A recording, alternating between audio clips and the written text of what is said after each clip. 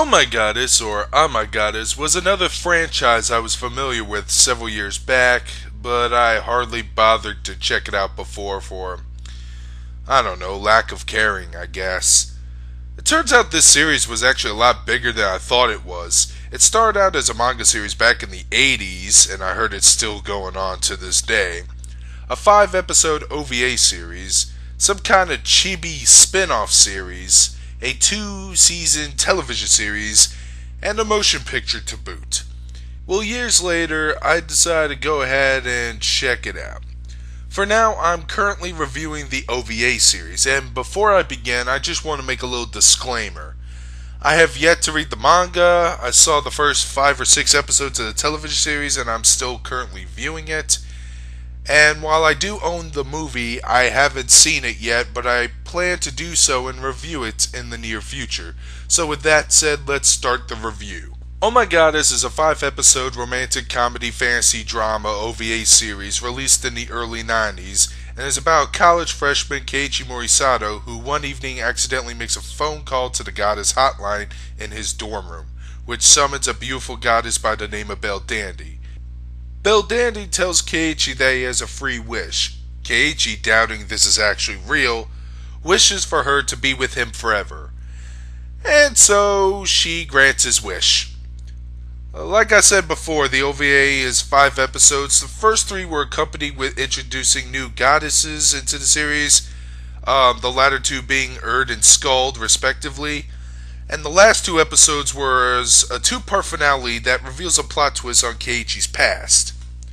As a romance series, this is one of the few that not only gets me to care about, but it doesn't annoy me either. Mostly because unlike the other anime I've seen, Lafina, the romantic connection between Keiichi and Belle Dandy is actually a bit fucking believable. Although one of the big problems with the show is that it feels too rushed because of the episode count. In fact, there's one thing I want to note here. During the opening credits, they show a massive amount of supporting characters that don't even make a single appearance in the show. Like, there's this blonde, evil-looking goddess. Who is she? What is she? I don't know, because those questions never got answered with this series.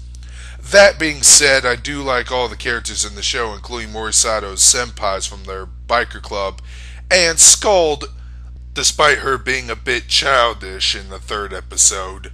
The art and animation was done by Studio AIC, or Anime International Company. The quality of the OVA was pretty good and very reminiscent of the artwork I've seen from You're Under Arrest. Yeah, I have actually seen the TV series You're Under Arrest. By the way, the Ken Nakajimi cameo in the first episode was pretty damn clever. The art style is obviously very 90s-ish, and it even feels a little bit like Tenchi Muyo, but at the same time, it's not the same style as Tenchi's. So it's another way of saying, yes, I do like the style of the show, and I thought the designs of Belle Dandy, Erd, and Skald are pretty cool, although I have seen some early designs of Belle Dandy from the manga, and she, to me, looked completely different than what she did in the OVA.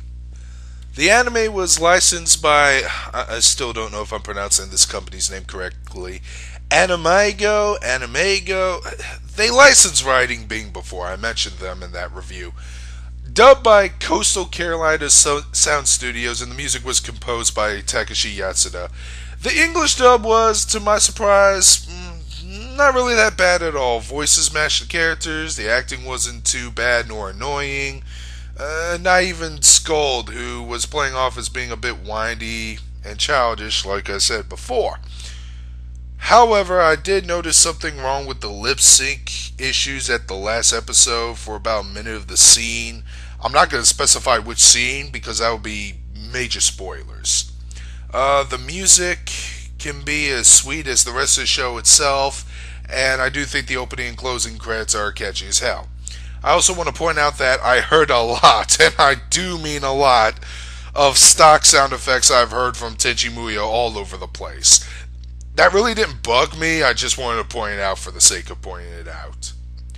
So overall, Oh My Goddess is definitely one of the more heartwarming romance series I've seen out there.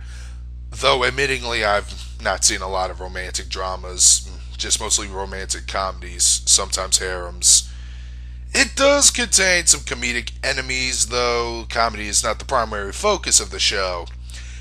I definitely would recommend this to fans and people who want to see more romance anime out there who probably skipped this over. They should try to see if they can go back and find it. And to those who read the manga, seen the TV series that came out afterwards, it probably has more elements fleshed out, making the OVAs not really worth watching. Unless if you want like a quick browse for the plot twist at the end, because according to Deck Crash, better known as Brandon, he told me that that particular point never even existed in the manga. I'm not sure about the TV series, but he said it was in the manga. But those who want to check out Oh My Gosh, looking at the OVA isn't a bad start. Well, I hope you enjoyed this review. With that said, this is Darkscream217 signing out, and I hope I can return as soon as possible with an El Hazard review. See ya.